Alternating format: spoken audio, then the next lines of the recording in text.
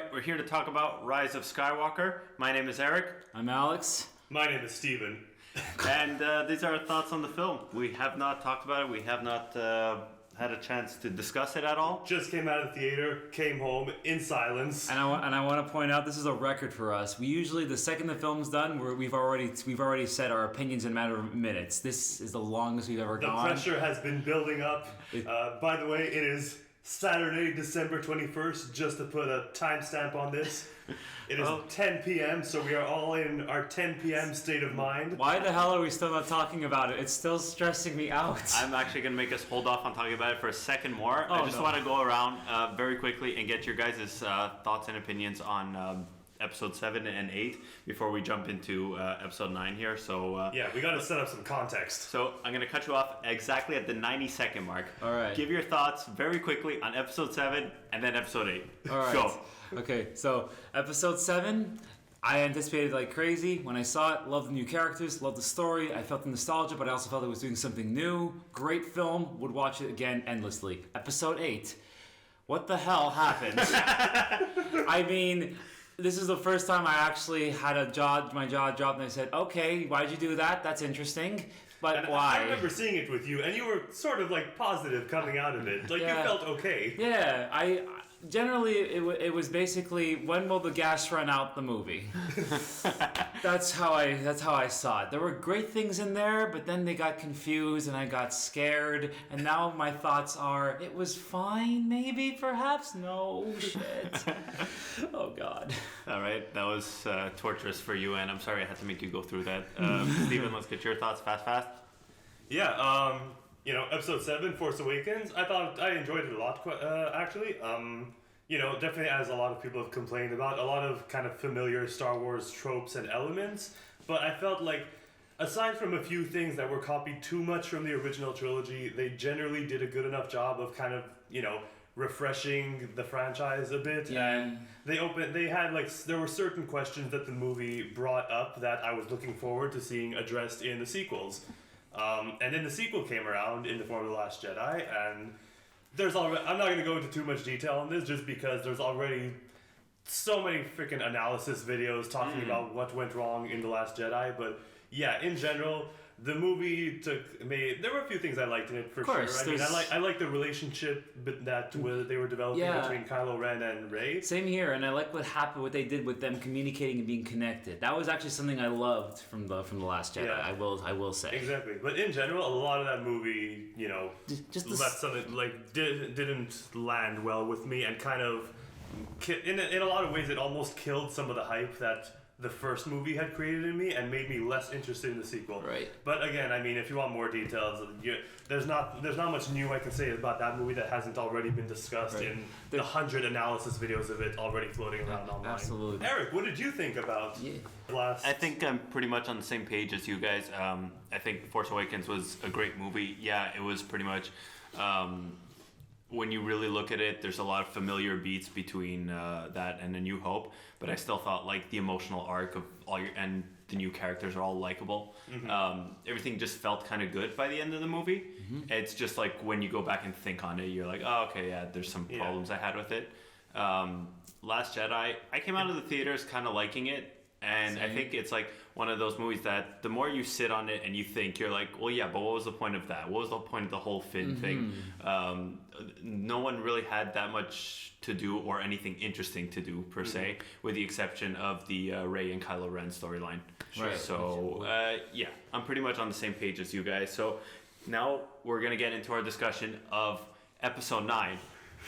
The Rise of the Shadow of Dawn of the Planet. Revenge of the King. Tomb Raider. The Two Towers. Electric Boogaloo. Oh my God. Where to begin? I want Steven's thoughts. I want to start. Guys, I thought it was okay. The reviews have been pretty negative, and I thought that the movie has some rough spots. Like you feel like, I remember reading hearing someone bring up the fact that the original trilogy was kind of filmed over, I don't know, however many years. I think they only got like one new movie every 2 or 3 years, and this one they've kind of been a bit quicker to pump them out. Right. So you definitely feel the fact that things were rushed a bit more and they didn't have an overarching idea of where the story was going to go. So for that reason, there were definitely like individual parts of this movie or like line or like lines of dialogues or things in the script that I feel like they could have been delivered in a better way. But for the most part, I actually think I like this more than The Last Jedi.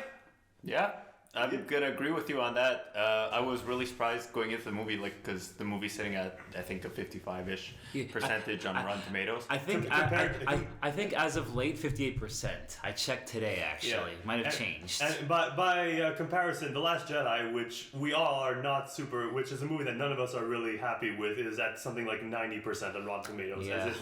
So that was kind of a critical that did very well with the critics, and this one is not doing so well with the critics. Yeah, I think we're gonna get into it I think a bit later, but the biggest complaints or nitpicks that I had with this movie was just based on the fact that it had to follow The Last Jedi and was kind of trying to piece things together while also I felt kind of trying to ignore The Last Jedi for a lot of it. It's true. It's kind of like, okay, let's address this, and then I'm going to get rid of this. Yeah. I'm going to do my thing, which I was okay with because for the most part, JJ had a tough job to do, and his expectations were obviously sky high. And you know what? Considering all negative reviews and the fact that I said, I'm just going to go in with a blank slate. Yeah, I was expecting to hate this movie just because of how negative all the reviews have been, and even when they were positive for The Last Jedi and I didn't like that movie, I'm like, imagine how bad this one will be if critics liked it.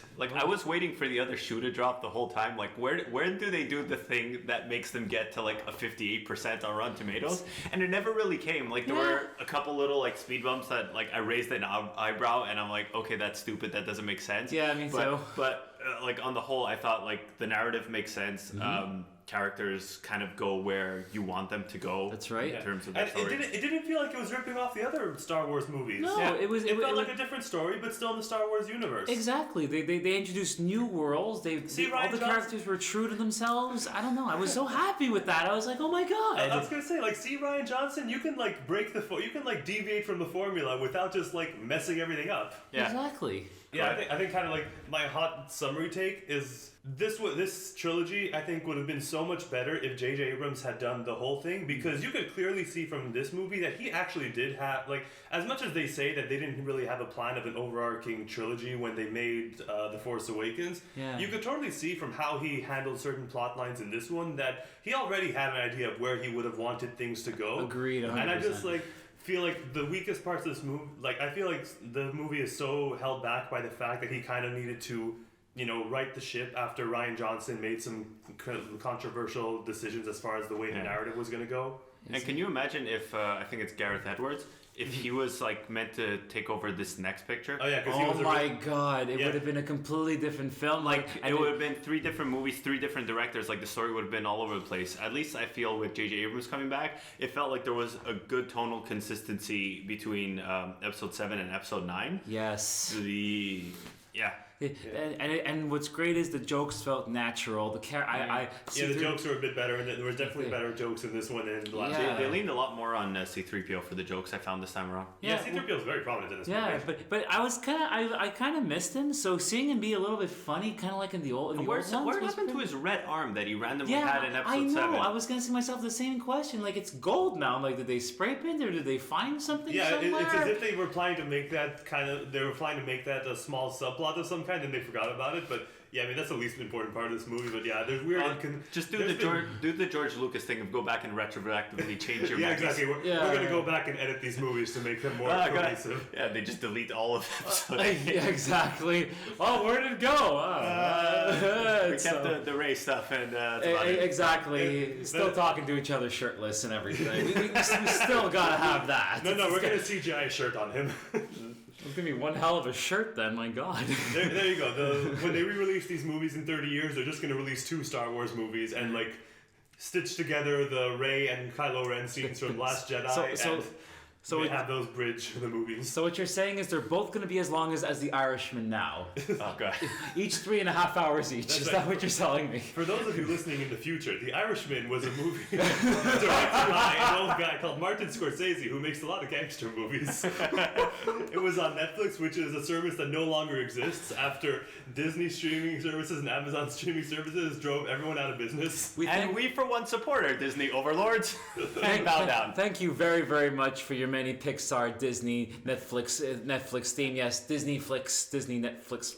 But whatever happens to both of you in the future when you get together, because I God feel bless. like that's where we're going. Thank you very much. Okay, so I think now the best way to like get into the discussion, I think, would be like to go through the movie a bit more chronologically, and for sure we're going to jump over wherever, because that's what we do. We're all autistic like that. Absolutely. Absolutely. So yeah, let's start right at the front with the opening title crawl. I was like, what the heck is going on? I literally burst out into laughter while sitting next to me. Did I miss a movie in between? The first line in the title crawl is "The dead speak." Exclamation mark. Exclamation mark, all caps.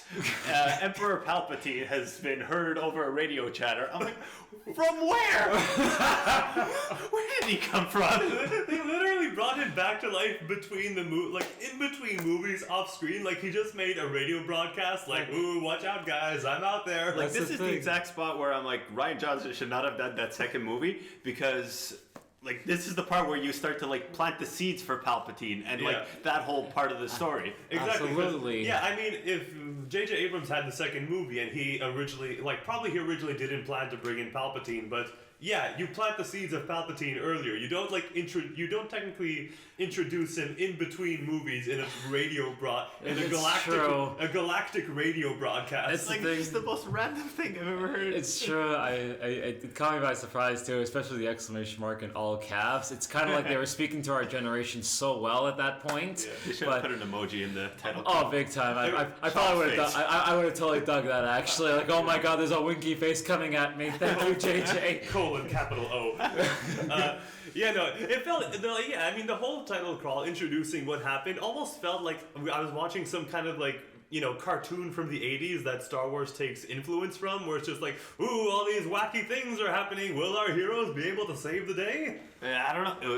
It was the weirdest thing. It's like, let's start the third act of the story by introducing the villain from like the other two parts of the story. It really came out of nowhere. Like, and I think like ultimately it really worked in the movie's favor. Yes. Like because Ian McDiarmid like chewed the scenery every time he was there. Absolutely, did such a good job actually. Oh but just like it's weird for me to judge it as part of like the overall story, because I feel it really does come out of nowhere. But in terms of like just for this movie, I thought it was a great choice to bring him back. 100%. It worked so well. I wouldn't have said it was a great choice. I think that they probably could have done better without him in the movie, or like, if they had like properly introduced him in the movie, I think it could have worked. But yeah, I mean, like we said, they had a lot of pieces to pick up after the last one, and they just kind of had to bring him back in, I guess. And I just wish they kind of could have done a better job, introducing him like they were supposed to. I feel like a lot of my criticism of this movie are going to come from the first half hour. I mean, but the thing is, even with the first half hour, yes, that caught me by surprise, but it kind of reminded me of an Endgame when Thor goes for the head and gets Thanos. It's kind of like, oh my God, where the hell are they going to go with this now? Because they just introduced it into there. Yeah. Then the story begins. You see interesting characters. They're on a mission and everything like that. Everything is going pretty smoothly, and you're seeing these really cool time jumps and good transitions, good direction actually. I thought that was fun. Like you get to see like just jumping in and out of light speed. That's not something we've ever seen before. Exactly. And I think that's what J.J. Abrams' like strength was in terms of this movie. Like he wasn't trying to like subvert expectations and like make the story smaller. He was like trying to open up the universe and like make it bigger. Like it was really cool, I thought, to like open up with like a Sith temple. Like there was a part of me that's like, oh yeah, they just showed a Jedi temple in the last one. Why don't the Sith have a temple? Exactly, because like, they're both two different kinds of people, right? And I mean, and like Eric mentioned, I love that JJ is like, here's the Star Wars lore, but what I'm gonna do is, because this is a new film, I'm gonna expand on that and do something that might radically hurt Star Wars fans. Well, guess what, guys? It's 2019, soon to be 2020. Shit's gonna change, and I for one am for that, because I don't want copies of the originals. They're great on their own. Yeah. I like when we do new things, because that's what movies are and whatever there. And and I for one, time jump, action, some humor all around in there. Great, good beginning to the film. Yeah. I guess so. I don't really feel like it was that much of a radical shift for the series to introduce the idea of like Sith temples. I think that makes sense. I just, again, thought it was kind of very sudden how pretty much within like the first scene of the movie you get Kylo Ren like anime killing some people in a forest, and then he like finds a MacGuffin that leads him to, you know, spooky cinematography dungeon place where then he immediately meets the Emperor, who has like millions of people taking care of him and has a fleet of another like 10,000 Star Destroyers that like what are the logistics of this universe? How do they keep building these things? Yeah, that's the part that I think, again, a second movie would have really helped on. Like, true. How is Palpatine building these things? Does he have like a secret army that's been working for him? Like, these things are not necessarily clear, and it's like your brain has to like kind of make up a second movie or like an in-between movie to connect all these things as the film is going on. So it all depends on like how much you really buy that fact. Absolutely. I mean, they just barely kind of hint at the idea that Palpatine was alive this whole time, which again, they don't really explain how he survived his fall into the, you know, nuclear generator, whatever that thing was. That spaceship that then blew up. But yeah, I guess they sort of imply that he's been alive this whole time and has been kind of rebuilding the First Order from like the remnants of the Empire. Right. Oh, and that thing that they were saying, like he created Snoke or something, and you see like a bunch of Snokes in like a test tube or something. Right. Yeah, it's like, okay, fine, you kind of wrapped up that. You wrapped up and answered that Snoke question. Like, I wish Ryan Johnson was in on it. Yeah, exactly. Then he could have like, you know, really done something maybe with Snoke's death to like tie the two together. Yeah, exactly. But I think J.J. Abrams in like 2 minutes tried to do more to like explain Snoke than all of Ryan Johnson. Absolutely. And what I liked, this took a page from The Wizard of Oz with like the man behind the curtain, so to speak. Yeah, totally. And like Snoke was basically not a sham, but like the person that you think is powerful, but really Palpatine is the guy. And I did like they did. I made up a movie in my head, and I said, look, if the Resistance is doing what they can and they're building all these things willy-nilly and everything like that, and there's a bunch of people out there, why the hell can't the Sith have their own army and build all that stuff too? I said, you know what? Let's just go with this. It's cool. I'm fine with it. And it had like I said, it had a good beginning, and I was happy to see Kylo Ren again as well. And then actually when I saw Rey and the way they introduced how powerful she got, I know people were complaining about this online because I actually went to read a few things. But I, for one, was really okay with that. Yeah, I thought her powers were a lot better introduced in this movie than they were, you know, in The Force Awakens, where she just kind of has all these abilities out of nowhere. Right. At least now in this movie, we've kind of had the chance to get used to her, and now it shows that she's been training under Leia for some reason, because Leia's a Jedi Master now. Right. They kind of allude to that later in the film. What do you think of the scenes between Leia and anyone else? Oh boy, those were a bit rough to say the very least. I can tell that they did the best they could with the situation. I gotta applaud the editors, JJ, everybody. Like, here's the footage we got from The Force Awakens. Let's see what we can do with this. Like the dialogue didn't like necessarily connect with each other. Leia's reaction. Her facial expressions were usually on point. I felt the complete opposite. Like, Rey was emoting one way, and then Leia was just like emoting a different way. It didn't feel like they were having the same conversation together. The thing is, I would forgive them because if she was still there, of course they can fix it. I know. But that's the thing, and this was the best that they could do. Yeah. And I at least JJ addressed it, and he did it as appropriately as he possibly could. Yeah, you're kind of hampered by circumstance, but. At the end of the day, if I have to judge it purely objectively, I'm like, this feels really awkward. It's true. It feels like a real disconnect. Yeah, it was like two different people were in two different films, and like I said, it's not JJ's fault. It's nobody's fault. The circumstances, but like Eric said, if you got to judge it objectively, it doesn't work that well. But given the circumstances, I'm gonna forget it feels very awkward. Yeah. And then we pretty much like go on like this giant. Treasure quest. They kind of go on a bit of a journey to find this, you know, another MacGuffin thing to lead them to the Palpatine so they can destroy him, I guess. Which, like, fast forwarding a bit, they ultimately end up destroying the MacGuffin they were searching for the whole time. So I'm like, God damn it, not this again. Oh no, what did you do? Why can't we just get the MacGuffin and use that to get there? I don't know. That was me being particular. Luckily, JJ had an ace up his sleeve with that, but I promise we're going to get to that since we're going to stick to the chronological order. And we're trying our best here. It's hard because we tend to go all over the place, but that's... Wait, what happens after that? We stuff. Hold on. They meet Lando in the thing. Oh god, that was awkward. What's good is one thing I liked about this film was they introduced another culture, and I thought that was really cool. Actually, Yeah, there was like the tribal setting. Okay, fine, whatever. They had And then Burning they had Man. like this weird like dance sequence going That's on. right. And I'm like, okay, I get that, like, if part of a culture and a festival, there would be a dance sequence, but it's also really weird to see this, like, large-scale choreographed dance sequence, while the rebels are, like, walking in front of them and just trying to make my way here. It reminded me of something out of Bollywood, but it was choreographed well. It was some kind of, like, Bollywood Burning Man mashup. It was kind of cool. It was kind of cool, though, and you kind of saw the more human side of Rey when she's interacting with the little girl, and then the good news is, while they were there and you have peace for a second, a sense of urgency is created. And one thing that I really appreciate about this film is the way that JJ directed it.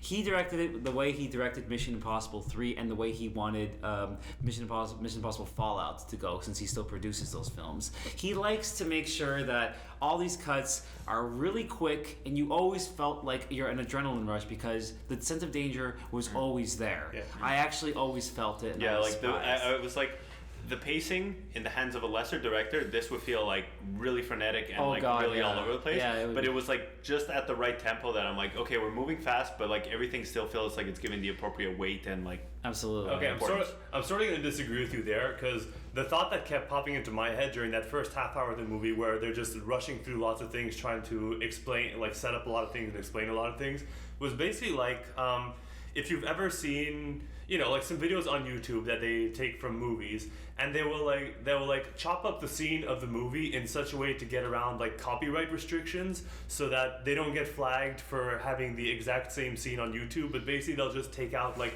5 seconds of each scene at random intervals. That's kind of what the first half hour of this movie feels like, where every scene just kind of feels like a cut was like a transition was too fast. They didn't sit on a certain shot long enough. It just felt like bits and pieces where like a few seconds of footage at a time were missing from the movie that would really kind of give your brain a chance to process things properly. And that's kind of what the first half hour of this movie feels like. And then eventually it goes into like the correct pacing. Yeah. No, I agree the with first that. half is like it is a little frantic. If I have to compare that to like the first Hunger Games movie, which I felt was like paced like crazy fast. Yeah. I much prefer this because like I feel like JJ knows what he's doing. I agree. And like even though it is going fast, it's still it's right on the edge. Exactly. But I was okay with it because, like I said, this reminded me a lot of how he directed Mission Impossible 3, and this is his sense of urgency directing. It's something he's known for, something that I always see him do when he directs anything, and it brought me back a little bit, and I said at least you're getting all the good shots. Everything looked really cool, and and that move that Ray did with the spaceship was I thought that was pretty awesome actually. Sure, it was okay. I mean, like I said, I just kind of personally disagree. I felt that the editing was for the first part of the movie was just a little bit too fast, and I could follow what was going on, but it just didn't feel.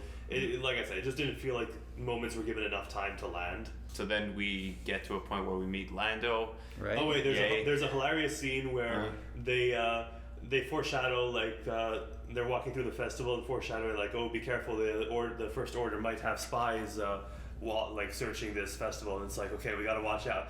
And then literally like with 2 scenes later, a stormtrooper in full like bright white stormtrooper gear is like, hey, I found the rebels, and then he gets shot with an arrow and he has no backup.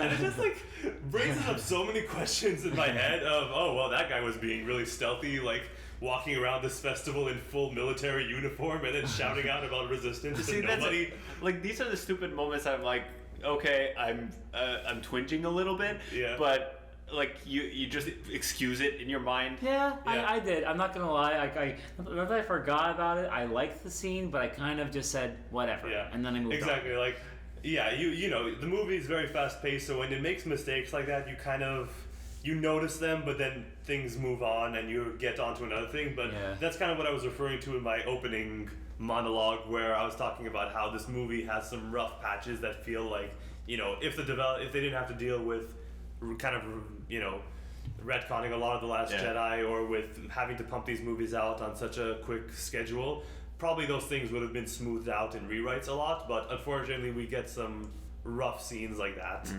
I kind of want to bring up, like, now we're kind of getting to that point in the movie. There's 2 new force powers that are introduced, and I kind of want to get your thoughts on them. I love how this new trilogy's just been introducing new things that the Force can do without being too crazy with them. Absolutely. Like the things that kind of logically make sense. So one of them is obviously the force healing, I guess you'd call it. Yeah. Sure.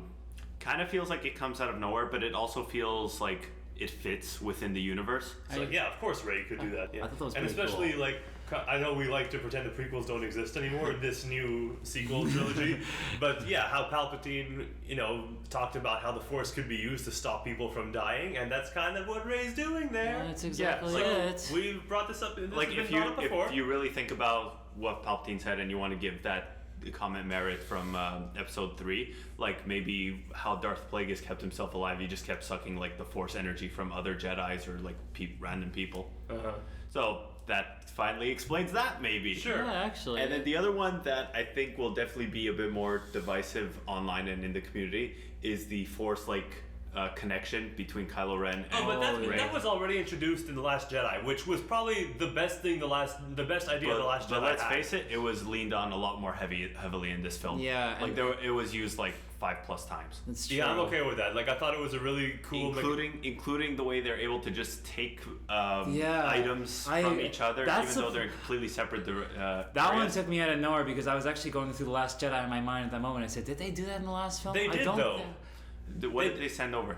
Well, remember, there was one scene in The Last Jedi where I think it was raining where Rey was, and Kylo Ren kind of reached out to her from, his First Order base. Yeah. And then when they cut back to him after the scene, it showed that his hand was wet from the rain that was in Okay, Rey's there we scene. go. Okay, So there is there is kind of a precedent for it. But my point is like, my brain is like struggling to see how it makes sense, and especially in this movie, we see like he takes a necklace, he takes that's right, the lightsaber. Like there are several items that are exchanged. That's in this right. thing. That's It's the thing. very weird. Yeah. There's a part where Kylo Ren's like, I don't know where you are, and then the Darth Vader helmet falls, and he's like, oh, now I can see that. It's like, well, it's like, oh wait, so what? Yeah, exactly. It's kind of like, what actually can he see from what she's doing? That's kind of my problem with this. Like, it feels like the most loose one that you could kind of do anything with it.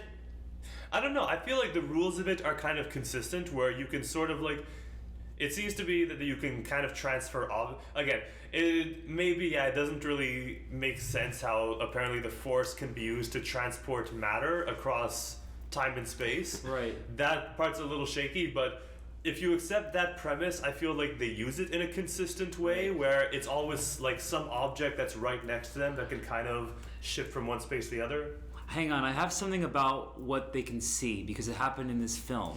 Yeah. Whenever JJ had a thing with perspectives, so whenever Rey would look at Kylo Ren, she would see him in her world, but just him. Mm-hmm. And then when he would shift in another scene, Kylo would see Alex Rey. is doing some like acrobatics here too. That is correct. Portray this. You guys are really missing That's out. right. My legs up in the air and everything. Now, Kylo sees Rey in his world only, but only her physical shape. Okay. So this tells me that he doesn't know where she is per se, but he can see. Yeah, her, he can't see her surroundings. But correct. But then why does he each see other. the helmet? Well, because she, Because- pushed it into his, because she like held it at some point. Did she like? No, she touched the helmet? she dropped it. Or She something. dropped, but no, but Yeah, well, he there she hit- made no. physical contact with the helmet, which I guess means that Maybe it there's- appeared in his world. Perhaps there's like an orb or something where it's like I can see the matter around you, but not all the way through. Sure. But she hit it. like the Palantir from Lord of the Rings. Look, I'm willing to accept like maybe she's also like mentally blocking him from seeing more. Yes. And when she like had her fit of rage, like she wasn't as focused on blocking him.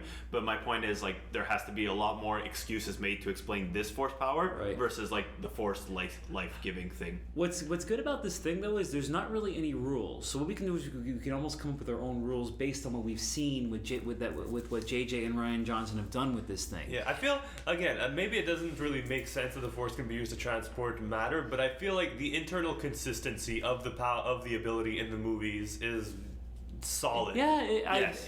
I agree. I think my mind just has like a harder time accepting that matter can just be teleported from one place to another through the force. But it's the kind of thing of like you just accept it and move on. Yeah. Yeah, again, the movie is like fast paced enough to kind of make you yeah, you just see things. Maybe they stick out to you. Again, this is something that didn't really bother me too much. I actually thought it was a pretty cool mechanic that they introduced in the last movie and kept doing here. Right, But I'm happy they kept it actually, because the fact that he built on it a little Yeah, bit. I definitely like the part that they could like speak to each other, because one, it allows our characters to always connect with each other at some point, Exactly. even though they're doing their own parts of their mission. Right. But I thought, like them connecting, fine. Them talking to each other, cool. Them giving objects to each other, that's where I'm like, ugh, I wish not. But We'll see how we feel in maybe a little while. I feel like this is gonna grow on me in a good way, because but I still feel like people online or people who want to big start time. nitpicking this movie, Oh my that's, God, that's yeah. a prime point. This that they're gonna is start with. definitely a prime point, but that's why I said there's no written rules, so we can pretty much do as we will with it. Yeah. So then, where do we go in this movie? Like, what else happens that you guys want to talk Well, about? one thing that I they really go to the Kijiji planet. Kijiji plan. That's all I was thinking every time they brought up Kijimi. I'm like, did you just the Yeah. planet name this planet after Kijiji? I thought the same thing too. They also get off their ship and they all have like jackets. I'm like, where did you get these jackets? They, Okay, like whatever. it's I fine. know, but they just on got- the ship. There was jackets. Probably jackets No, somewhere in But there. they stole some other dude's ship. Did the other dude have like 5 jackets lying around? Absolutely. He carries his 5 jackets with him everywhere he goes, in case he loses one. They He's called got him Jimmy 5 jackets. He brought his jackets wherever he went. See? Hey. Yeah. Oh no, I lost jacket. No, wait a Oh, minute. wait. I have another one. Yeah, okay, wait, yeah, it's true. Because before we get to Kijiji, we had the scene on the desert planet where right after that festival, they're retreating from the First Order. Right. Yeah. And then, Rey does her anime backflip lightsaber. Well, she has the like, Force, so she can pretty much do whatever she wants. And then you have and then there's also great. like the cool scene of like her and Kylo playing tug of war with that ship. Yeah. That was cool. I thought, That and was also a call- amazing. Yeah, also a callback to The Last Jedi when they were doing the same thing with the lightsaber. Yeah. I thought it was more a callback to the Force Unleashed video game where like Did that happen? Well, the main character is like pulling down a Star Destroyer by himself with like force powers or whatever. I felt it was like more a callback to that because we've never seen them like pull Right. a vehicle out of the Yeah. air. Either way, it was really cool, and it gave us the big scare of like, did she just kill Chewie? Yeah. And she shot lightning. I was like, oh, that was unexpected. Yeah, that was a fun cool. twist. Yeah, and she didn't realize it too, because as she's doing, she's like, "I'm gonna pull this down. Oh my god, I can shoot light. Oh shit, I just killed Chewie. Yeah.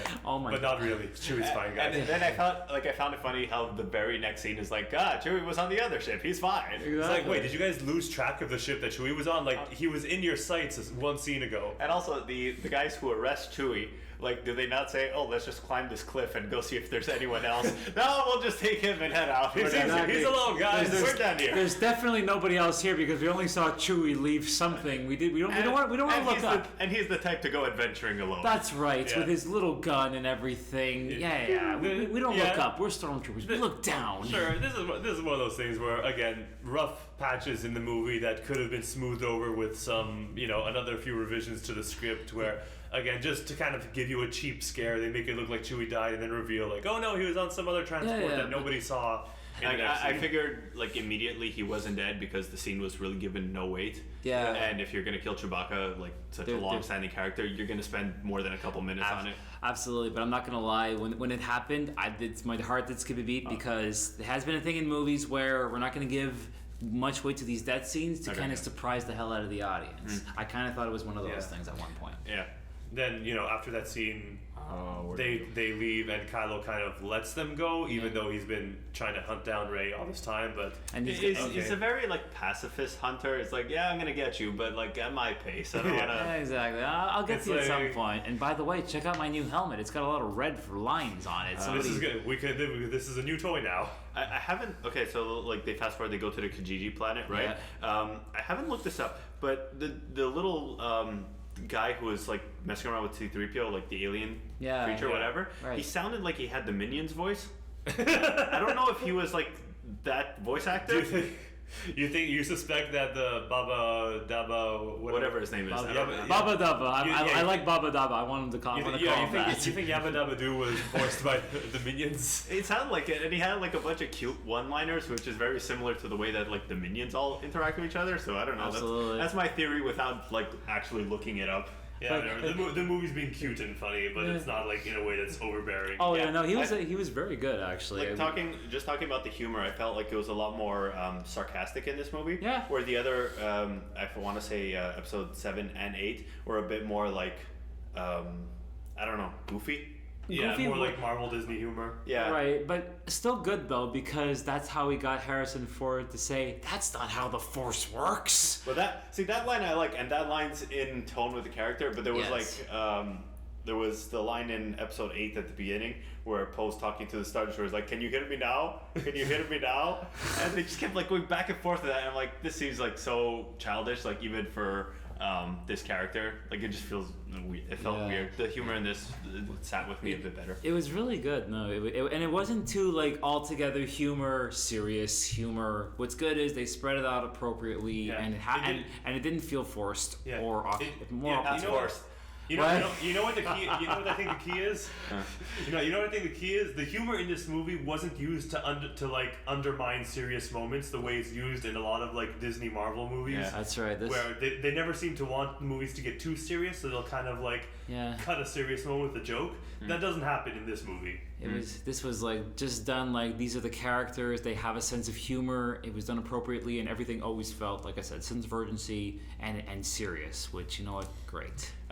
We also got a bit more on Poe's past, which I thought interesting. Yeah. But that's something that should have been established a movie ago, not at this point. No, I'm okay with them. I'm okay with them bringing it up now, especially because like it's not something that had so much weight that they're just introducing as a convenience. Like you can Sure, it totally makes sense for his character. That Yes, he maybe absolutely. Had a bit of a, Yeah. But Oh, if we're saying we're learning everything about like our character and his history in the third movie, when we've had like 2 other movies to establish it, that's the point where I'm like, okay, you would have probably done this in the second movie. Absolutely. But different directors, different flows, right? Exactly, which is probably what JJ had said, shit, they haven't done Poe yet, okay? Like if the I'll get that movie in there. just continued and like Poe was just like a great pilot who was a little bit cocky by the end of this movie and we didn't go into his past at all, I think everyone would have just like looked back on him and say, okay, he's kind of a one-dimensional character. Whereas like now we've given him a bit of history, so you can actually talk about him, and like your fan fiction writers can go right like 100%. What I liked about his head, the now way, when the we way have they the introduced. when we have the post solo movie in like Oh, yeah. 5 years, they're like, he was a spice runner, so we're gonna go on this direction. That's it. Let's make a whole movie about him running spices in those days. I think that's the one Star Wars movie that's not getting my money. But one thing that I liked about how they introduced Poe's past was that he didn't necessarily go into some kind of epic dialogue or whatever. There, he just started doing something, and you immediately were like, oh my god, he can do this kind of thing. And then it slowly was he mentions he has a history on this planet that they have to go to. Some people there recognize him. Of course. It's fine. He said that would probably happen. Exactly. So. I like that there wasn't any exposition that felt forced. It was actually just, let's make these events happen. You're going to reveal more about the character, and I was really pleased with that because it gave him a lot more. We cared about him more because of his past. we learned his history a bit more, and I think that helps to better understand the character a bit. He made him a key part of our new team that we grown to love. I mean, it wasn't like his history isn't his history of kind of being like an illegal spice runner or whatever isn't so impactful and significant that it like changes things. It just kind of like adds another layer to him. Yeah, it's nice that it exists. Yeah, I like the girl that he seems to have a bit of a relationship with. I like her outfit. Looks very much like something out of the Rocketeer. No. Yeah. No. I was gonna say a Power Ranger. Yeah, that's the big thing I got.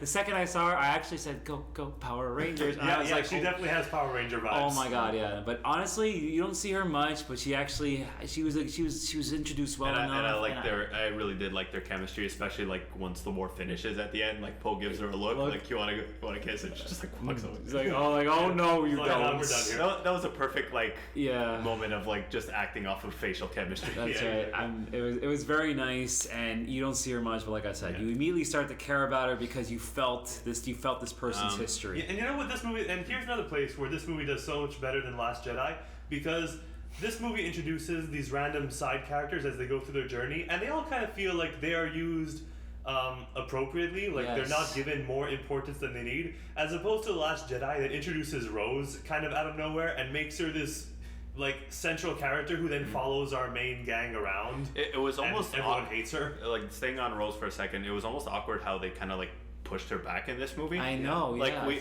like if she was in like 80% of the last movie, in this one she must have gone cut down to like 30. Yeah, even less. I was gonna say 20. And you even barely saw and even her. the percentage that she was in, like she really She was didn't much have less. She was much less annoying, guys. let's admit. I agree, but if you're gonna focus on her so long for one movie, why just abandon her for the next? Exactly, because I get Ryan Johnson liked her, I guess, and wanted to use her more. I agree with Eric when he says we should have just had a little bit more of her in this one, just to say like, look, you were in the last one. Have your moments. Or she could have taken she could have taken the place of the girl there who's the droid, the former stormtrooper. Yes. No, I like the former stormtroopers. Those guys, that seemed like a cool gang. They were a cool gang, but I'm with Eric on that one too. Put her in that place when they're in the last scene when the big battle happens. That's right. You could have had her more on the front lines because it felt like even there she was there, but more in the peripherals. Exactly, or even another self-sacrifice where this time she actually saves them again, but loses her life in the process. Something. Sure, if you want to give her that kind of send-off. Little something like that, just to say, hey Rose, Ryan Johnson introduced you, we're gonna keep you going, kind of thing. I didn't hate her in the last one. I know she was kind of out of nowhere. I kind of hated her in the last one. Yeah, I know. So then we get to the point where they're going to rescue Chewie, so they're on we get yet another Death Star. Well, not Death Star. We get another Star Destroyer infiltration scene. Yeah. These ships are apparently really easy to break into. That's right. 3 movies now. Maybe I missed it. Did they actually explain how they just landed in the ship? Oh yeah, they got the coin. Medallion coin. They had the medallion coin. That allows them to their ship has access to That's enter. right. Oh, and they're just allowed to. That's right, because that coin lets you Star Destroyer. From what I understand, if scanners were to scan your ship, they see you as an Imperial fleet. Okay. It's like this. They basically said it was a skeleton key of the galaxy. Wherever the hell you go, you're good. And they said that, so I said, cool. That's how they got on the ship. Yeah. JJ established it. Okay, fine. Another thing that helps the plot move along. And then we get to the point where it's revealed that General Hux is actually the spy. I love that. Did you? Yeah, I was weird on that scene. I was kind of like, okay, that's a little bit random, but I was okay with it. I think it made sense in terms of character motivation because him and Kylo were always at each other a bit in the other ones. Yeah. What I didn't like about it was ultimately he's killed off by the end of this sequence. Yeah. And then we're stuck with old white dude as the main villain for the Starfleet. Give it to General Hux. This guy's been in there since episode 7. It's weird that we give him this he's a spy storyline and then ultimately he's just killed off. Yeah. So the reason, there are issues with this plot reveal, but the reason I kind of liked it is I guess maybe just in these meta discussions that people have had about this Star Wars trilogy, Hux is kind of set up to be this intimidating antagonist, but he's a bit of an idiot, and he people have pointed out how he's really not an intimidating antagonist because he just messes up a lot and his plans don't work out. So it's kind of funny that they've now taken him and been well, this guy hasn't been on a winning streak with with the Empire, so he's just gonna flip sides for his own benefit, I guess. Sure. That basically brings me to where this scene was undermined a bit because they didn't spend enough time, they didn't give him the time to give a good enough rationale for why he would flip. Right. He basically just said, "I don't care about you. I just want to beat Kylo." Yeah, I mean, maybe they could have fleshed out a little bit more. A bit more. Because I like the idea of him being this kind of slimy character who's just out to save himself. Right. So I feel so then it kind of fits with him to leak this information to the First Order to try to overthrow Kylo Ren. But then I wish he just would have kind of again, this is the place where we need rewrites and revisions, script revisions that could have been ironed out a little better. Yeah. And this is a place where you could have kind of given him a better explanation. Would you not have preferred General Hux as the military bad guy at the end of the movie instead of old white dude? Yeah, Richard Grant. I like the guy as an actor, but he he just showed up in this movie, right? Exactly. So it felt weird to have him be he the military figure in the third act. Yeah, he does feel a bit more Empire-y. He fits in a lot better than General Hux. But this is the new Empire, NU Empire. Yeah, I don't know. Sure, it would have been nice to keep General Hux, as the leader and have that be consistent. But then it's you gotta have someone else be the spy reveal. I guess so. And since we've been with him the entire time, I guess it is kind of cool that he sided for a second and everything. And then Richard E. Grant just takes over, and we kind of hated him anyways from the second we saw him. So I guess it works in that sense. Like he works as the figurehead, but not necessarily in terms of character, because he's one note, right? We know nothing. Exactly. So it's a little bit out of nowhere, but it's fine. Just need a bit more time. Just a little more fermenting, a little more like Eric said, a little more rational. Like I said, I would be okay with it. Like I said, the plot is a little bit rushed. They clearly, the script could have gone through more revisions, I think, to just sell things a little better. Right. So I kind of want to push ahead to when they land on the island with all the water, where the Death Star had crashed, like kind of off of Endor. Yeah. Okay. Which I thought was like a fun place to like revisit. Like I wish it was actually on Endor. That would have been fun. Yeah. But find that it's like a nearby. Sure. Absolutely. I also like for all the people that keep saying that this trilogy has been very visually similar to the original trilogy. This movie kind of introduced more unique looking locations, so props to it for doing that. Absolutely. Yeah, they kind of like took that criticism and really went elsewhere with it, and designed more planets, more like unique concept. I got a Blade Runner 2049 vibe sometimes, where they had this darkness that was gorgeous, and then the lightsabers really shone through in this film, and I thought that was especially when they fight on that planet when Kylo and Rey actually fight together. It's a really epic scene, and I really enjoyed that one. Yeah. Actually. So even the scene of her going into like that secret room in Palpatine's chamber. Oh yeah, that was awesome. I don't know. I thought it was weird. It's like, why does she now have? Why is Dark Ray there? And why does Dark Ray have like this weird like double-sided lightsaber out of nowhere? Did her subconscious or like evil force thing like create a new lightsaber? I mean, the thing is, I feel like that was like a little thing to episode 1, because when it goes back out on the side, it becomes Darth Maul's lightsaber. Yeah, sure. I swear there's someone in like a video game or extended universe or something that I've seen that has like a lightsaber that's basically like 2 prongs. Right. Like the way like that a she was fork. Yeah, kind of like that, and then Rey's like switched over into like the Darth Maul kind of look. Correct. Yeah. So, I mean, it's just a little odd that they, especially because they kind of made that a significant shot in the trailer, as if hinting that Rey was going to turn to the dark side, and again, it turns out to be another fake out, like they always do in these trailers. Yeah. Which like fine. I just thought it's weird that like her mind would also manifest a brand new lightsaber that like had never been seen before. Well, I mean, she is all powerful, so why the hell can't her creativity be all that powerful? So then we'll push ahead a little bit to. But like on that topic, I think they do a good job. I think they do a pretty decent job in this movie of kind of showing this like rage that Rey carries with her, yes, and actually making it look like, oh, maybe she really could, just turn to use anger and kind of turn to the dark side. Maybe not in the sense of like, turning on her friends, but she clearly is very emotionally motivated. Jumping on that point, I thought with Kylo that he was like an antagonist, but he also showed signs of like being good and being his own person and not just brainwashed by the Sith, and Rey kind of the same thing on the side of the Jedi. I thought they painted a lot more of gray pictures in terms of like the Jedi and the Sith, not so much like the black and white that we've had in like the prequels. Yeah, I mean by comparison, especially like my point there, if you compare, and building off your point, if you compare the way Rey is portrayed as being tempted by the dark side in this movie to how Luke was portrayed in the original trilogy.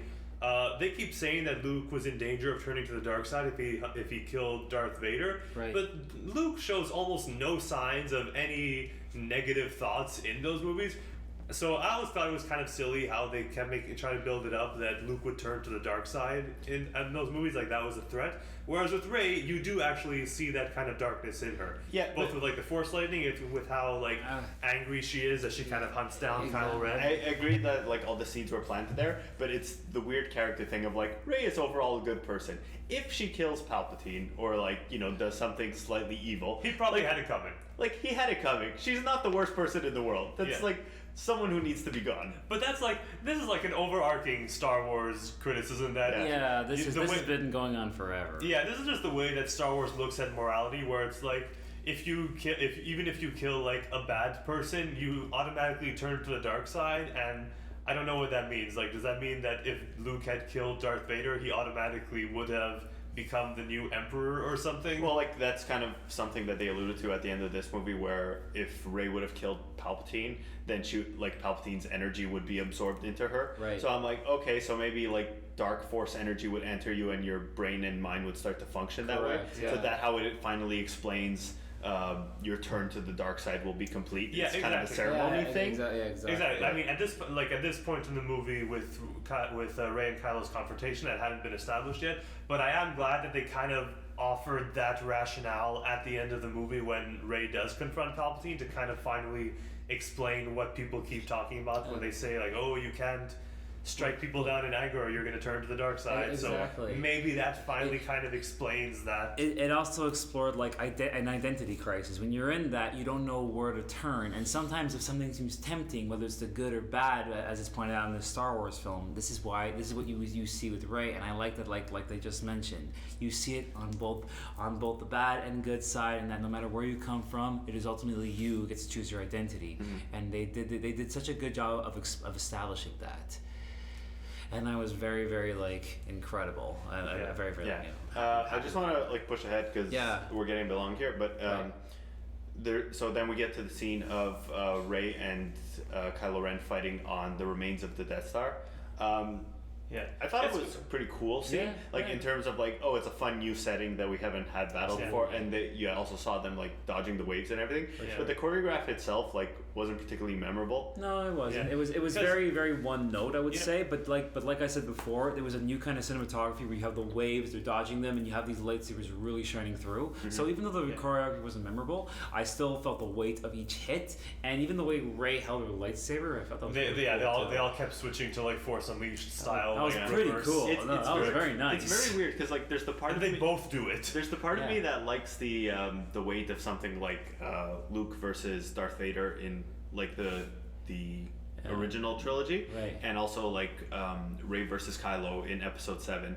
But there's that part of me that really wants to indulge in the like overly choreographed, like multi-layered fight of like Episode 3, Obi-Wan versus Anakin. Sure. Or pretty much anything in the prequel trilogy where the fights just got really intricate. Like multi-stage kind of stuff. Like I wish this one would have done a bit more of that, but they kind of just kept it with like minimal choreography, more on the emotional weight, because at this point we've like told this story with characters. So precisely. But the reason I kind of like this lightsaber fight is because it didn't even really feel like it was like kind of differing from you. It didn't even really feel like it was an emotional fight, right? Because Rey just kind of wanted to disarm him and get the information she needed from him, and Kylo still wants to turn her to the dark side, so he's not aiming to kill her. So it just kind of feels like this really, it almost deliberately feels like this really empty fight where you just have again Rey, who we've now established has some dark side in her and is just fighting out of anger, and Kylo is just kind of trying to prolong that to get that out of her. Absolutely. And so you just kind of have this drawn out fight where neither person really wants to kill the other person,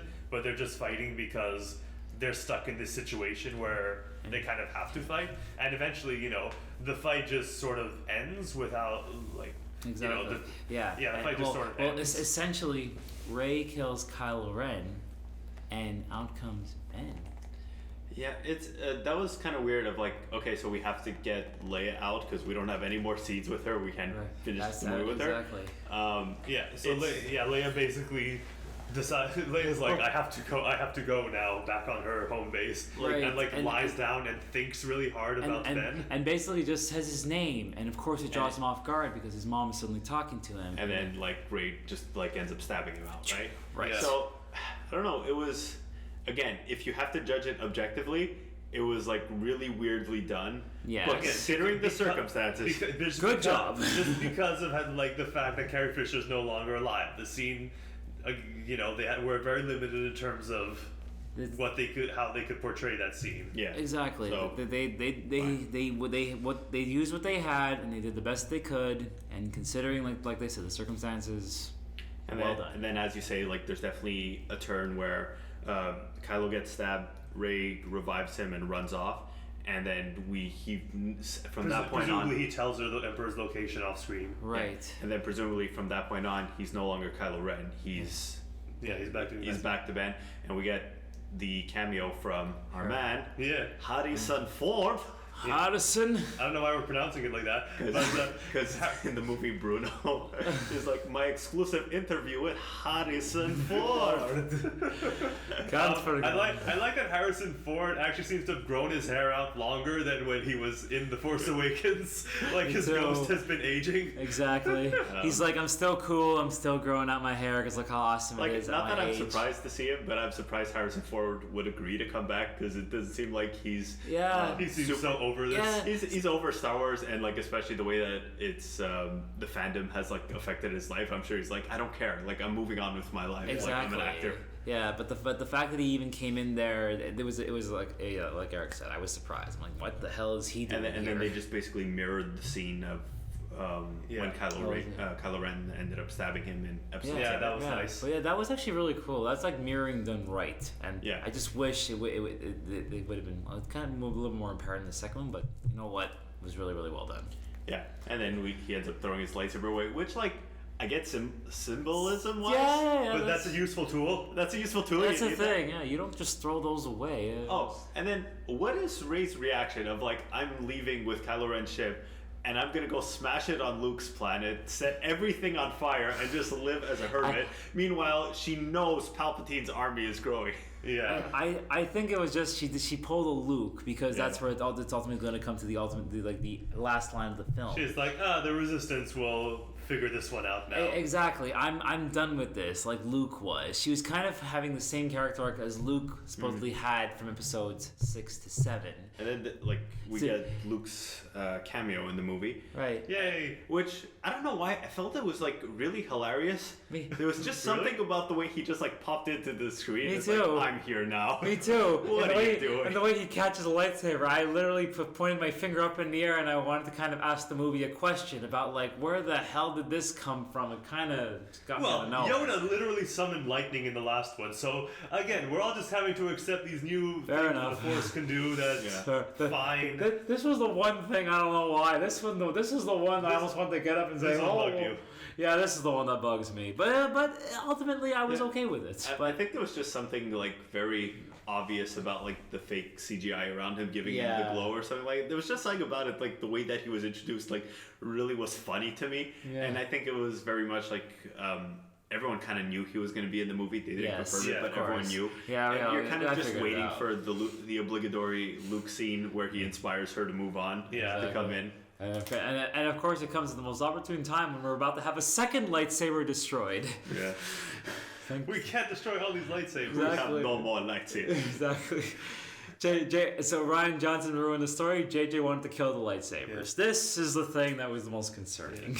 Whatever. So then that's when they kind of like introduced the fact that apparently Luke was training Leia to become a Jedi. Yeah. In between movies, Right. we get another CGI young actors scene that isn't too jarring because they were at least smart enough to shoot it at night. Yes. At night with, With, like like, half their control- face faces, covered with helmets and exactly. whatnot. Exactly, controlled lighting, so they didn't look bad. They actually looked pretty believable. Yeah. It's the kind of thing that like, oh yeah, it makes sense that Leia would have undergone Force training at Yeah. some point if she had like Yeah. I think there were hints in episode 6 that she was connected to the Force somehow, so it Yeah. does make sense. It's to true, do it. Yeah, so good. Yeah, Makes sense. And then what, Yeah, and then what yeah, did they say? exactly. But she quit her training because she had a vision that her son. Died. Yeah. Yeah, what did she say? I don't know. I So- can't. so- Something to that effect that Yeah. she had a vision that Kylo Ren, the lightsaber would be used to like end Kylo Ren or something, or kill her son. So because of that, she kind of wanted to stop her training because she like Eric said, she didn't want to kill her firstborn, her firstborn son. So by that means, Okay, these are yeah. kind of like plot convenience type things, but Yeah. it's not a super significant moment, so we kind of move on. Which is good, and at least it was used effectively and it was done quickly. Like a little snap decision by JJ. Boom. Next thing, introduce it right over there. So now we're pushing ourselves to the third act of the movie where we end on what's the planet? What's the planet? Oh my god. They say like a Exodus? XL mode. Expecto Patron. Nope, that's the wrong film. Something with X. It sounds scary. I like Excelsior. Excelsior. Excelsior. So they go on Excelsior, Yay. and we finally get the confrontation between Rey and Palpatine. Kind of want to bring up at this moment, what do you think of the twist that Palpatine is the grandfather of Rey? Fine. Fine. It was one of the fan theories that's been floating around since The Force Awakens. It's like, we're not subverting expectations here. It's just like, yeah, fine, it was that, whatever. Yeah, exactly. It's like JJ said, I'm going to go online. Which one is the one that's popping up the most? Okay, the grandfather thing. Cool. Fine. And I actually like that they kept with Rey's parents being nobody. I was very happy with that, actually. Yeah. Well, again, they kind of retcon that, like, oh, I wasn't lying when I said they were nobody, but they chose to be nobody because they were actually Palpatine's kids and they wanted to go hide somewhere. Yeah, Exactly.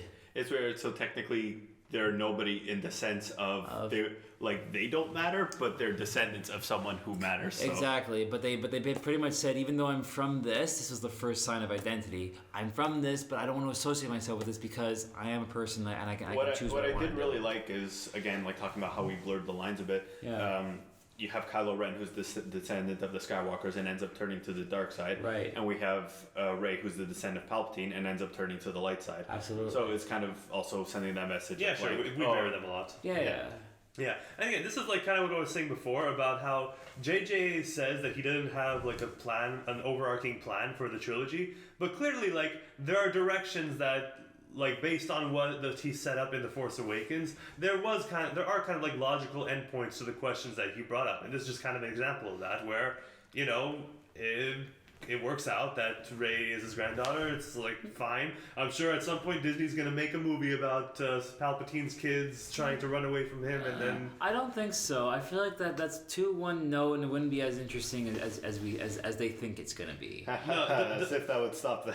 doesn't matter. They're gonna make the movie because they think it'll make money. That would stop our galactic overlords. Oh, hang on. Oh, great overlords, Disney. If you're listening to this podcast From at your some point headquarters in China, at some point in the future, if you make more Star Wars films or have made more Star Wars films, do not associate anything here. Just do something brand new. It'll be fun. Yeah, everyone will like it. Yeah, as in we want like a story besides like Resistance fighting an Empire. Correct. Again. Anything else? But I completely agree with you that like what JJ did set up in the first movie, he paid off in this one. Yes, Yeah. very, like very well. it really feels like episode 7 and 9 are direct sequels to each other, and episode 8 kind of just happens in between. It's kind of like Lion King 1.5, so to speak. Even yes. though Lion King 2 is garbage. On my Lion King lore. I'm just glad Rian Johnson still introduced good ideas. I just wish it had not been, let's not run out of gas in the movie. Oh, also Knights of Ren. Oh yeah, what was up with them? They were like the Boba Fett's of the movie. Like you would kind of see them every once in a while. They looked like menacing and cool. Yes. And then ultimately, like there was never any really payoff for them. Like Kylo Ren ends up killing and disarming them, but like it wasn't didn't even look very hard. Yeah. It didn't look very hard. It didn't feel like a very cool action sequence either. No. It didn't really add much other than it took Kylo Ren an extra like minute to get there. None of them had like lines of dialogue, and it's weird because the Knights of Ren were something that was introduced in Force Awakens again, and they weren't mentioned again throughout episode 8, and then JJ's like, oh yeah, remember those things I brought up in episode 7? Okay, well here's what I would have wanted to do with them. He basically just said, look, I've got them, I'm gonna use them. At least you guys thought they were menacing. I didn't. They will be released as an action figure set, all 7 members of the Knights of Ren. The Ginyu Force. And then you get to have the pleasure of guessing what their names are, because nobody knows. Exactly, and do they have proper characteristics? What's their sex? I don't know. It could be anything. Like, I call this one Axie. I call this one Lancey. This one is... And also, like, between them and the other guy who had a knife, do real weapons also exist? Because I thought everyone just used lightsaber swords, because that's so much easier and better. Well, exactly. I guess so. Apparently these metal weapons can block lightsabers. That's right. But it's weird, because then in episode 8, they had the Sith troopers, whatever. Right. Yeah, and those like Emperor guards. Emperor guards, and they had like laser weapons. I'm like, okay, so everyone has laser weapons because they're clearly the best. And then you have these guys walking around with like a giant sword and a battle axe and whatever. I'm like, put some electricity on that. Guys, update your weaponry. Use that no chance. Exactly. Why don't you just lie down on the floor? Exactly. Just go back to Earth. Go back on your ship. Kylo Ren's like, you haven't even got a name tag. Why don't you sit down? Sure. Oh my god. But yeah, in other words, Ren's army, useless. Just. Yeah. Whatever. They make it look like Kylo Ren's gonna get beaten down, but then they do the cool like lightsaber transfer reveal that they've set up from having these interactions across time and space. Which I liked it because I'm okay with this use of force power to Same kind here. of transport It certain was objects. Again, not so much a fan of the force power, but like they did set it up Like, and it's paid it consistent. off. and it looked and it was a good battle scene altogether, and it also reaffirmed. Why that did Kylo come in with like a super baggy shirt?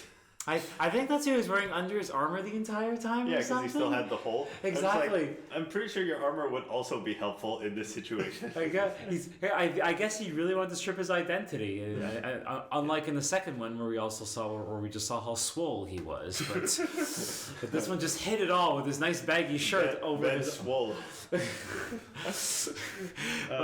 Yeah, so then we finally get our fight with the Emperor and Rey, and Kylo Ren joins in, and that's all fine. We get some lots of electricity. It looks like she might have to turn to the dark side in order to potentially save her friends. Because at least escape. and to build on that, the choice that she's given at least has a lot of weight to it, and no matter what she does, it's kind of like Rey turns bad or everybody dies. So no matter where what, that choice didn't really make sense to me is kind of what we were discussing before. Of like, if she would have struck down Palpatine and then like get infused with like the souls of all the Sith people or whatever, does that mean she's going to be the new emperor of the Galactic Army? See, the way I interpret that is, even though you have dark in you like she already has, let's say there's more in there, that doesn't necessarily mean she's going to be dark again. I think that means that's what he wanted her to believe, and she was starting to believe, but then she realized, I don't need that because I've already got the Jedi Force in me, and she decided to use it for good because she ultimately realized dark bad. Yeah, sure. So This is all. I was talking more in like a literal sense. Like, if she would have been infused with the powers, wouldn't the army still be killing all of her friends in space? Yeah. Well, like, it's not like, I'm going to kill you and then I'm going to command them all to stop, so I'm the Sith now, but at least my friends are safe. Like, it's just like, it's a lose-lose. So I don't know what she's doing. It's just like, it's like you said. Yeah, it's like playing mind games in a really intense situation. Yeah. And it's sort of calling back to, at the beginning of the movie, again, how they're kind of doing this to try to tie up loose ends, where Palpatine is saying that, like, I was the voice in your head the whole time that's been turning you to the dark side. So it could be a similar thing where after Kylo Ren kind of died, he started turning back toward, like, died the first time when Rey sort of killed him. Right. He kind of started turning back towards the light. Similarly, maybe if Rey had struck down Palpatine and taken all the Sith, like, the Sith souls or whatever, then it would have kind of turned her, like, corrupted her mind or something like that. But it's not something, I don't think it's something we're meant to know. But I think that was a great sequence, though. That whole ending felt like very climactic and exactly what you want to see with Ian McDiarmid. Like I said, just chewing the scenery. Like, he loves playing Palpatine, you could tell. Oh yeah, he had so much fun. The fact that he got to have more energy when he was playing him this time, because when he got I like how like disgusting his hands looked. Yeah, that was really cool. And that was a great detail. And then he gets uglier when the power gets through him, and he's like, "Look how ugly and old I am, even with all this fat on me all of a sudden." Oh yeah. Well, again. So then they kind of have this sort of convenient reveal where it's like, oh, you don't even need to strike me down. I can just absorb life energy from you. And it's like, fine, we're this late in the game, I guess so. Yeah, just give me everything you got. And then Rey puts her hands to the sky and gets the energy of all the other Jedis, which it's a spirit bomb, eh? Yeah, exactly. Yeah, it's true. Which I thought was like kind of amazing, because you had like all your old Jedis who played Jedis in the previous movies all like saying, "Rise up, Rey, rise up." Yeah. And you could hear Sam Jackson talking in there too. Did you? That's where I pointed at you in the movie, and you're like, "What do you want?" That's the thing. I'm like, I heard Ian McGregor, I heard Sam Jackson, I heard Yoda. Man, I'm really dumb. I feel like I didn't really. I wouldn't be surprised if Liam Neeson was in there. I wouldn't be surprised if Hayden Christensen was in there. Same thing, yeah. Because I'm like, I know who the hell's talking. I need to rewatch that scene because I didn't recognize them just from their voices. That was good. You heard Yoda, right? Yeah, Yoda. I could hear like he's distinctive enough. It's amazing because it shows you how powerful the Jedi is, and the way that they did the sequence was a good callback to like Eric said, all the old Jedis, and the fact that I heard all of them in there, that they probably acknowledged them. They should have had that Jedi from the prequel trilogy with the cone head like speak to her. She's like, "Who the hell was that?" Who's cone head? I don't want you telling me to rise up. You're like, why is like blue tentacle head lady talking to me? Mace Windu telling me to rise up. Rise up, motherfucker. Yeah, but then again, then again, we like have this cool moment that gets undermined by the fact that then like her big move is to pull out a second lightsaber and like form an X, which somehow deflects lightning. Well, it's kind of like X means no, or X Force. Like, okay, like that's dumb, but whatever. Quick pin before we finish that. When Palpatine like shot his lasers into the sky and just took down everyone, I'm like, oh, I guess he's like just like the Force could literally do anything. Yes. No, honestly, even as all the ones I was rooting for were dying, I was like, wow, these two plus him, that's so much power. I would have actually liked there. a little stealing from Ryan Johnson's playbook of.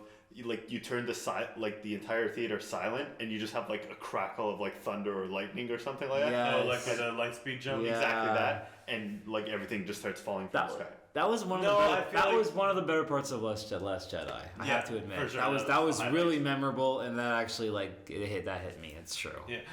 No, I feel like visually that would be kind of weird to like. You need to show the lightning going up and like connecting with things Fair enough. to like draw the connections. Otherwise, if you try to be too artsy with it, people will be like, "What the hell just happened?" It's true because we do have two different directors here, right? Yeah, it's true. But it would have probably not fit with the color palette. But at least I still the power that I felt in that scene. It's one of the more powerful. Sure, it's fine. It's cool. It establishes him as like this real threat that needs to be taken down, even though it could like mean risking turning towards the dark side. I thought, again, like it was a great sequence, like the way that whole thing played out. I also like realize now that like Ian McDermott and Palpatine, like this has been the main villain of the Star Wars franchise from Episode 1 to now Episode 9.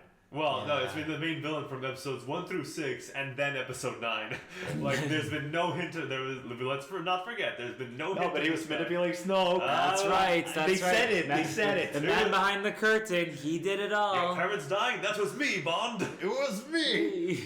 Aha! Yeah. Wait. What was the name of Christoph Waltz's character in that movie? Oh my God! It was Blowfield or something. Blowfield. Yeah. Oh, that's it. They basically pulled the Blowfield where it's like, it was me all along. Everything was me. Yeah.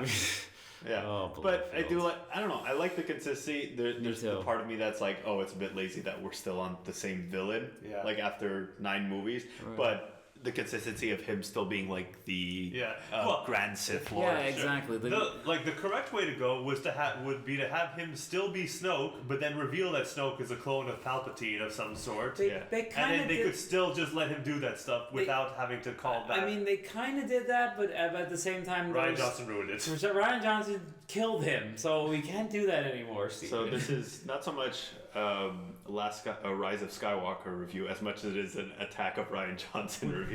we really rattled into it. One other thing that I liked was going back. I do a whole thing on identity. Rey basically gets rid of her lightsabers back on the place where Luke was born and raised. Yeah.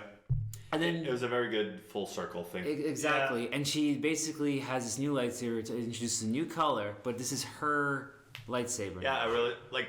It's very superficial, but I like the gold lightsaber. You're like, oh, that's cool. Yeah, like, that was a new color. Yeah, exactly. Sure, it was really cool. One of my probably my new favorite lightsaber. Wait, let's all head to Toys R Us and buy one. Come on, friends. Eric just physically got up. I'm already looking for it on Amazon. Actually, I don't know if Toys R Us is still open right now. Yeah. I didn't like the part that came after that of like random old lady in the middle of the desert is like, hey, who are you, by the way? And also, what's your last name? What's your social insurance number? She's probably scamming her. Exactly. Like, where do you see yourself in 5 years? Yeah. What would your last manager say about you? This was Ray's James Bond moment. Yeah. So JJ's probably telling you, just to let you guys know, I want to do a James Bond film, and I'm going to have Ray deliver that message to you directly, because my name's Ray. Yeah. Ray Skywalker. That was hella cheesy. I feel like it almost makes it look like they came up with the title of the movie before they wrote it. And they're like, how do we pull this Rise of Skywalker, make the Rise of Skywalker relevant? As cheesy as it was, it does still fit in with the humor and cheese that did come throughout the Star Wars universe from episodes 1 to 9. So it feels like very much like a thing of fate. Like, I choose my fate of like my surrogate parents, the Skywalkers, kind of thing. Sure. Which is fine. I thought.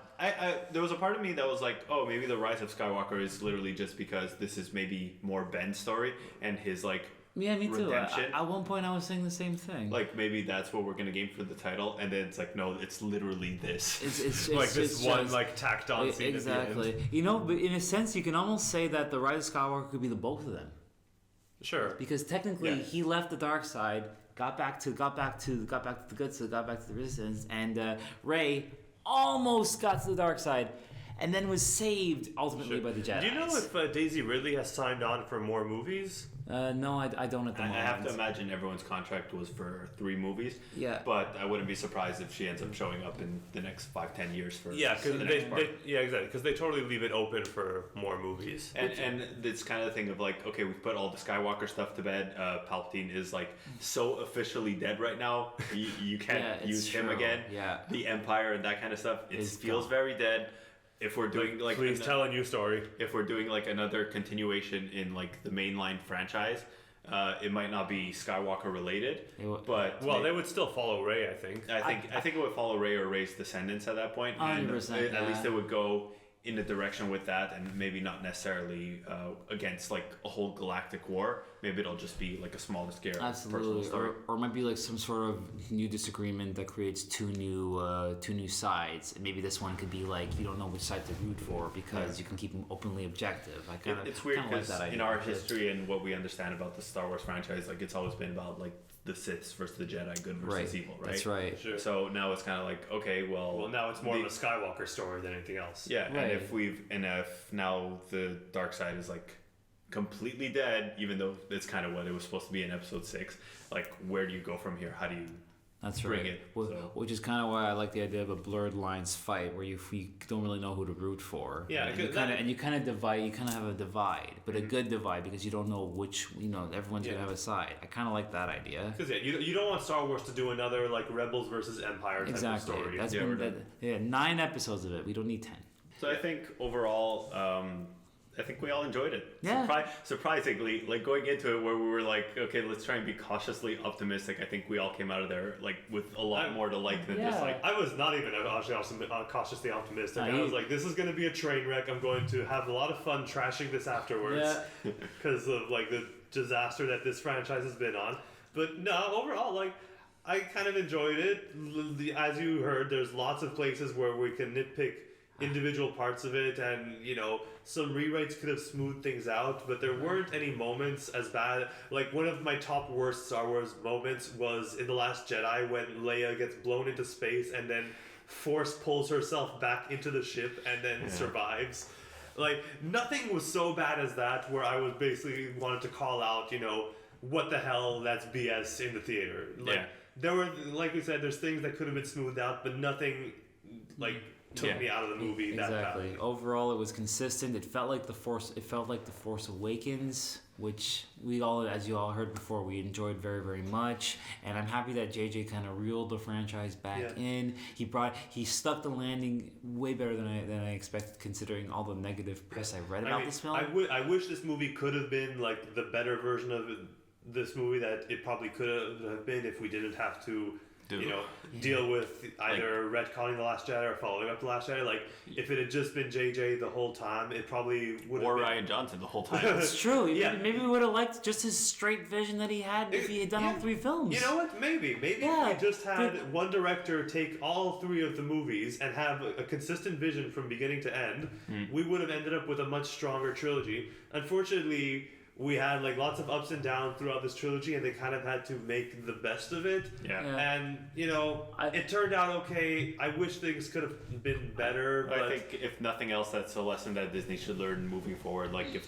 they're doing these kind of projects and whatever, just stick with one voice and like let that person guide it. Then whatever it ends up turning out to be, at least it'll be consistent. Exactly. Just have that one vision. Make it okay. I mean, if you look at all the other great films you've seen in the past, like we were talking about the Lord of the Rings trilogy and even the Dark Knight trilogy, this was one guy or one director helming everything all together, and it was consistent. And even to this day, 10 years later, we still enjoy it. Yeah, or even with the Avengers movies, how they kind of brought in the Russo brothers to direct the latter half of the Avengers movies, and they had a more consistent vision. And That's of course, right. with Kevin Feige overseeing everything, it just really shows like the impact that consistency has when you don't have all these kind of intersecting or contradicting ideas that of different directors taking on different parts of the story when the whole story hasn't been written yet. 100%. Like that kind of made this trilogy suffer. And again, I feel like you definitely could see, especially with this last one, how there could have been potential for a better overall story. But unfortunately, it was just held back by, you know, the realities of the realities of how they chose to approach the filming of this trilogy and all the time constraints and logistical issues that went with that. Right. Although overall, I still like this trilogy more than episodes 1, 2, and 3. It feels more modern. Puts more in the way of feels versus like the prequels that were a lot more sterile. Correct. I feel you could say. I'm still only going to take Ian McGregor as Obi-Wan out of that, and maybe episode 3 being the best of the prequels. Either way, cool lightsaber duels. Yeah, they did. They were fun. A lot more choreographed, but overall, like we said before, Star Wars should just move forward. Not necessarily episode 10. But if you want to do episode 10, just change it all. Just change it completely. You got 10 new things. We're entering a new decade. They're not going to do episode 10 anytime soon, so you got the next 5-10 years to think about ideas and hopefully. Exactly. You're in Disney. You're inheriting a bunch of properties from Fox. Let's plan the new trilogy. Just focus on that for now. Come back to Star Wars later, because look what happens with The Force Awakens. You have the top-grossing film of all time. You can do that again, 100%. Yeah. So overall, I think we all enjoyed it. I did. If I were to rate it out of 10, actually, I'd probably give it like at least an 8 out of 10.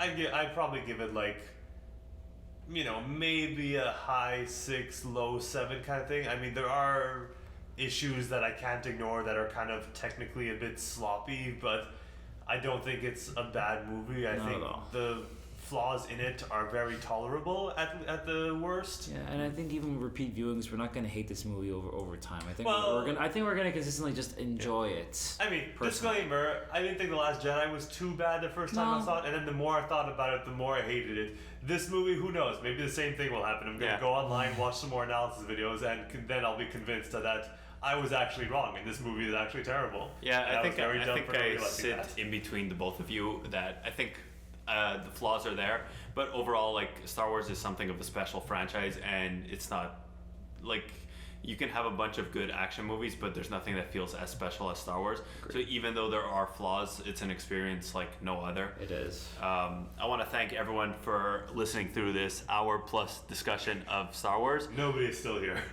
Let's not kid ourselves. But the ones who are, good job. We really appreciate Congratulations. it. Congratulations. You've won, Eric. You've won Eric. Yeah, let's hang out. There we go. So his number is